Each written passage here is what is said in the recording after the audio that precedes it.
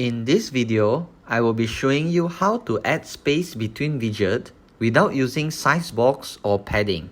Sizebox and padding are good for adding space between widgets in a condition that you already know if the widgets are inside a column or row parent widget. But what if your code is complex enough, such as nested rows or columns? Here comes the Gap Widget. Gap Widget will keep track of the widget's parents, whether it's a row or column for you, and provide space in the parent's widget main axis direction. Now let's dive into the code.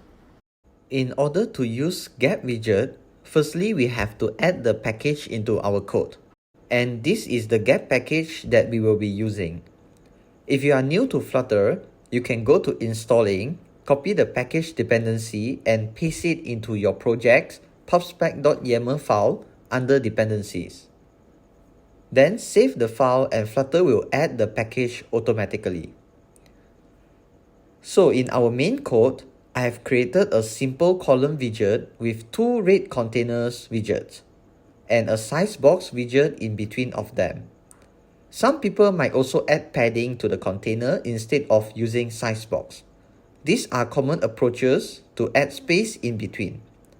However, as I mentioned earlier, these approaches requires you to know whether the parent widget is a column or row.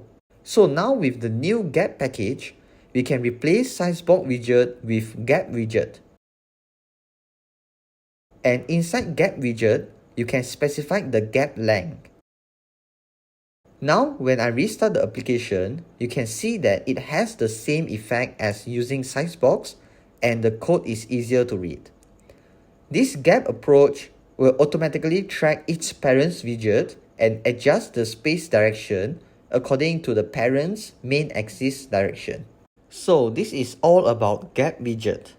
If you have any question, feel free to comment below. Don't forget to like the video and subscribe to our channel. See you in the next video.